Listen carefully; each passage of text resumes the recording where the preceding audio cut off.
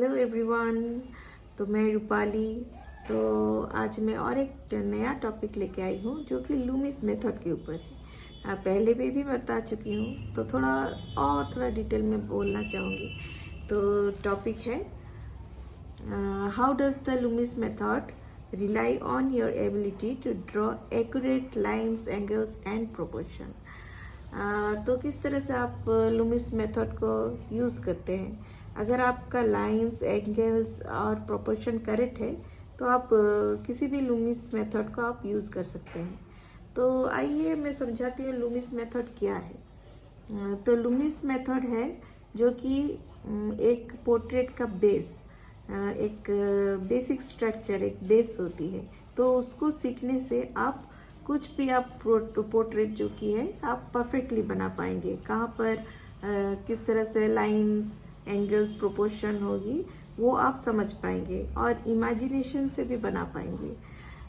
तो इसीलिए Lumix method का यूज़ होता है, उसका प्रैक्टिस की जाती है ताकि आपका आईज, नोज़, लिप्स कहाँ कहाँ किस पोजीशन में आएगी, ईयर किस पोजीशन में आएगी। तो ये एक बेसिक स्ट्रक्चर है, एक बेस है जो कि आपको सीखनी पड़ती है।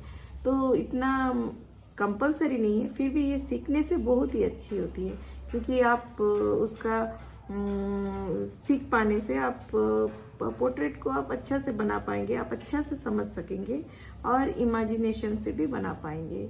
तो कुछ एग्जांपल आपको दिखाना चाहूँगी, तो आइए देखिए। तो देखिए, किसी भी आप पोर्ट्रेट में आप लूमिस मेथड का यूज़ कर सकते हैं। आप देख सकते हैं किस तरह से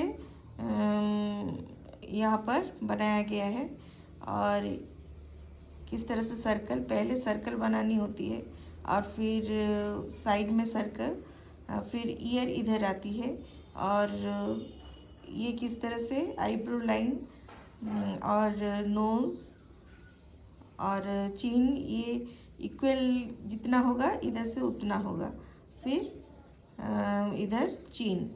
तो इस तरह से पूरा लूमिस मेथड का यूज़ होता है।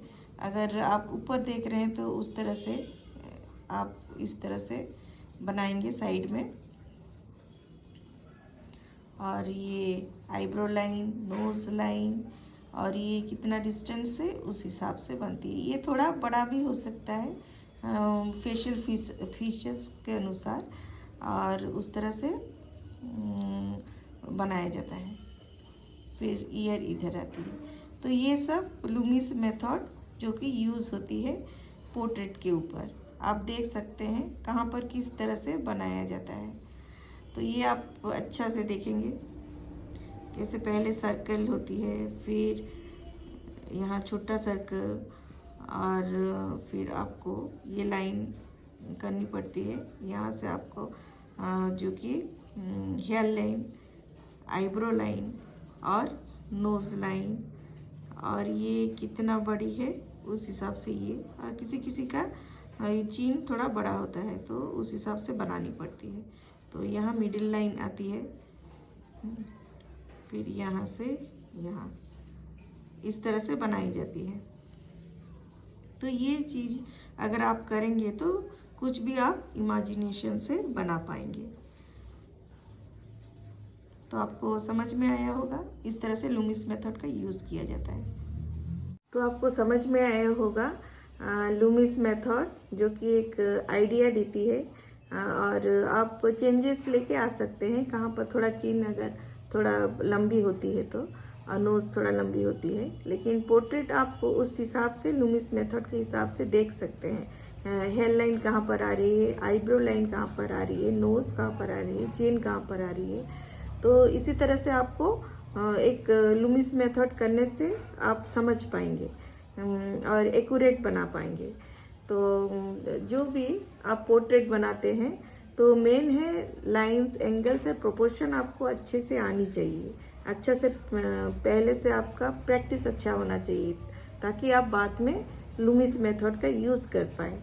और पोर्ट्रेट का किसी भी पोर्ट्रेट चेहरा, आईज, नोज़ नहीं देख के आप उसको शेप्स के हिसाब से आपको देखना चाहिए। ताकि आप अच्छा से बना पाए, लाइन्स एंगल प्रोपोर्शन यूज़ करके अच्छा से बना पाए। और आप जो कि डिटेलिंग तो इग्नोर करनी पड़ती है पहले, वो तो डिटेलिंग तो बहुत ही बाद में आती है। तो ये एक कंस्ट्रक्शन है, मतलब एक फेस का, किस तरह से आप उसको बनाएंगे, कहाँ पर किस प्लेस में आएगी सब चीज़ एक्यूरेट आएगी। तो इस मेथड का यूज़ किया जाता है। और जब भी आप कुछ पोर्ट्रेट बनाएं तो उसका शेप्स ही देखें, मतलब आप यहाँ आईज है, नोज़ है, उस तरह नहीं सोच के आप शेप्स देखें। तो इतना ही बोलना चाहूँगी। और ये लूमिस मेथड में सब लाइन्स एंगल प्रोपोर्शन की यूज़ होती है। तो इसमें आप परफेक्शन लेके आ सकते हैं, आप पोर्ट्रेट में भी आप परफेक्शन लेके आ सकते हैं। और रही बात इमेजिनेशन बहुत डेवलप होती है, आप कुछ भी इमेजिन करके आप बना सकते हैं अगर आपका लूमिस मेथड क्लियर हो, अच्छा से जानते हो। तो कहाँ पर आईज, नोज, हेयर लाइन होगी, कहाँ पर कान होगी, ईयर होगी, तो ये आप यूज़ कर सकते हैं लूमिस मेथड में। मतलब आप अगर अच्छा से सीखते हैं लूमिस मेथड को, तो आप कुछ भी आप बिना देख के इमेजिनेशन से बना सकते हैं। तो उतना ही बोलूँगी आज, उतना ही इसके बारे में आपको समझाऊँगी, तो आपको समझ में आया होगा।